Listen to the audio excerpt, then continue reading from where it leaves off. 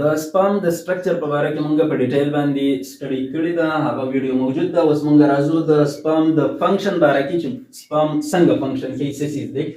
نو سپام زموږ سره سمالست هیومن سیل دی.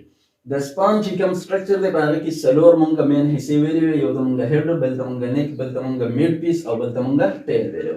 دا زموږ سره هډ دی، دا نیک دی، دا میډ پیس دی او دا زموږ سره ټیل دی.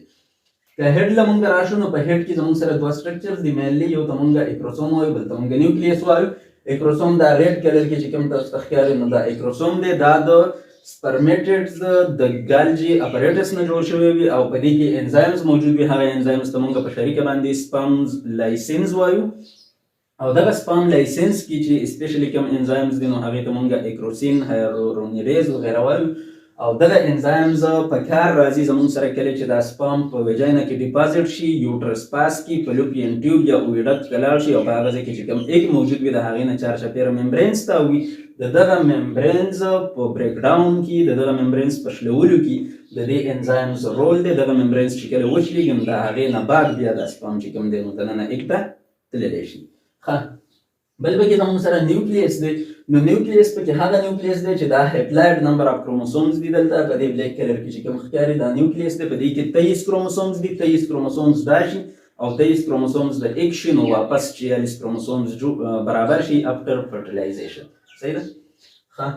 نیک ریجن لکه مونږ راشو نو نیک ریجن کې سنټریولز موجود دي. دا سنټریولز چې کوم موجود دي پکې نو په دې سنټریولز په باره کې خو ډیفرنٹ ویوز دي. څوک یو څه وایي، څوک بل څه وایي. مطلب یو سورس کې یو شانتي انفارمیشن دي، بل سورس کې بل شانتي انفارمیشنز دي، مختلف بکس کې مختلف انفارمیشنز دي. خو چې کوم ټرسټډ انفارمیشنز دي د ډېر سټډي نه بعد نو هغه دا دي چې مایټاټک اینډ میاټک سیل ډیویژنز از سپرمیټوجینیسیس. د دې سنټریولز چې کوم کار دی نو موږ خو دا وایو مطلب سپرمیټوجینیسیس د چې کوم ټیسټس دی، په ټیسټس کې چې کوم لابیولز دي، کوم خانې دي، په دغه خانو کې سیمینیفرس ټیوبیولز موجود دي، پایپ لایک سټرکچرز موجود دي.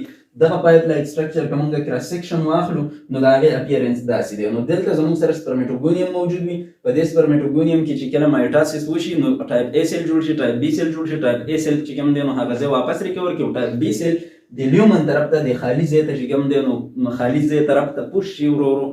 نو دغه ته بیا موږ پرایمري سپرمیټوسایټ وایو. مطلب دا زموږ سره سپرمیټوګونیم دی، په دې کې مایټاسیس اولی وشي، بیا زموږ سره پرایمري سپرمیټوسایټ جوړ شي.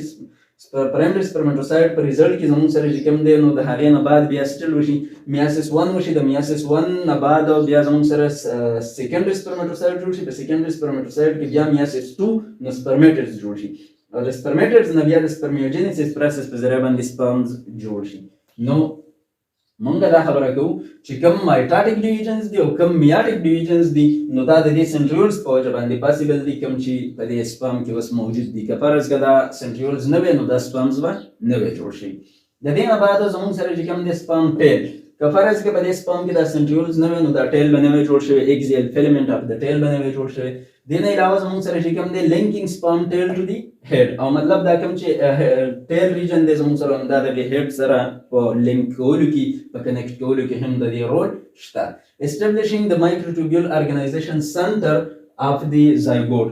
کله چې دا سپرم لاړ شي او ایګ ته ننوځي نو په ایګ کې زموږ سره چې کوم فرست زایګوټیک ډیویژن دی نو مطلب هغه د دې نه بغیر پاسیبل نه دی. نو په هغې کې هم دا هیلپ ورکوي. صحیح ده؟ دې نه بعد که موږ راشو میډ پیس یا میډل پیس یا باډي لا نو په دې کې مایټوکانډریا موجود وي. دغه مایټوکانډریا د فرکټوز میټابالیزم کوي او د هغې په ریزلټ کې انرژي پیدا کېږي او دغه انرژي چې کوم دی نو دا سپرم چې کله موومنټ کوي په فیمیل ریپروډکټیو سیسټم کې ځان فلوپین ټیوب یا اوویډکټ ته رسوي نو په دغه دوران کې دغه انرژي په کار راځي. صحیح ده؟ د دغې انرژي په زور باندې دا هلته رسي. دې نه علاوه که موږ ټیل له راشو نو یوازې انرژي نه ده پکار، څه نه څه سیزم پکار دی چې د هغې په وجه باندې دا لاړ شي. نو دا ټیل چې کوم دی نو دا زموږ سره پوش یا چې کوم دی نو پوش ورکوي او د هغې په ریزلټ کې چې کوم دی نو دا سپرم موومنټ کوي او ځان اوویډکټ ته رسوي، هغه ځای کې فرټیلایزیشن پاسیبل کېږي.